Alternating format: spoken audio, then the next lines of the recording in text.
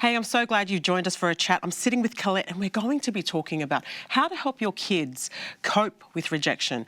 Now, every parent would cry a little, maybe whimper when they see their child, rejected by someone or, not picked in the soccer team or whatever it is. So how can we help our kids?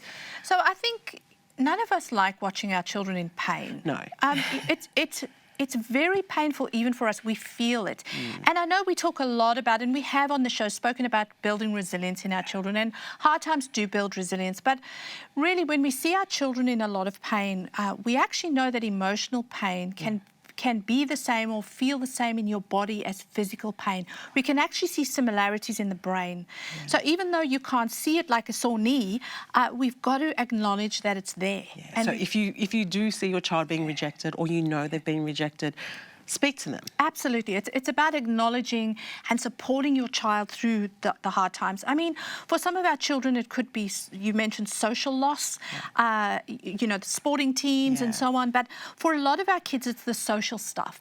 And it's when friendships change or friendships move on. It happens in the playgrounds all the time. 1 minute you're besties, next minute they're the enemy. Yes. The frenemy. The frenemy, that's a popular word. And so for our kids, even when parents go through a divorce or split, that's a social loss. There's a lot of emotional pain that our children carry with that. And so it's not, children are resilient and they bounce back, but we need to not brush it off, particularly things like if our teens go through a breakup.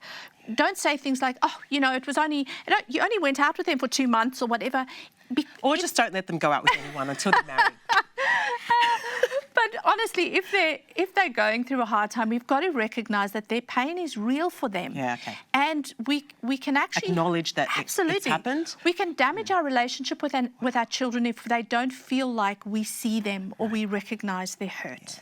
They're little humans, aren't they? Absolutely. And we do need to treat them like little adults at time. And I guess being there to understand and comfort them. So what tips do you have for us to help our kids in these times of rejection? So I think things like listening, that's always my first one, but the power of listening and a child just feeling heard. Often they know we don't need to have the answers or we don't have the answers. That's not what they're after. They want to feel heard. They want to vent. And then things like just acknowledging how it's painful for them.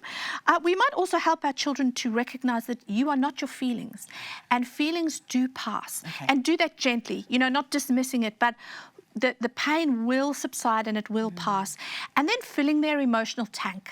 So making sure that the emotional tank is filled also at times before loss happens so that they've got something to draw on.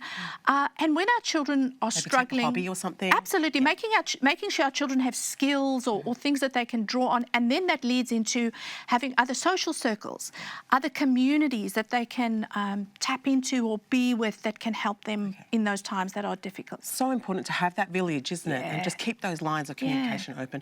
Acknowledge that your kid is hurting and speak to them. Keep those communication lines open. I think it's so important. Thanks so much for the tips, Colette. And look, we've got some great tips on Mums at the Table YouTube channel. All you need to subscribe. So keep swiping up for more awesome tips from this lady right here, Lady C, Colette.